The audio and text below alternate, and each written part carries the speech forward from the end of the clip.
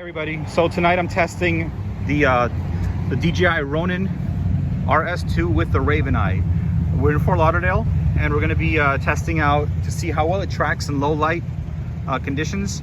I'm shooting with a gh5s. On here is the 15mm 1.7, so that should give us enough light under low lighting conditions regardless. So I'm shooting in hybrid log gamma HLG, 4K 24p, and for the ISO I'm going to stick with native ISO, which for this setting is 800 or 5000. So right now I have it set at 5000, and we'll see how it comes out. So let's get started.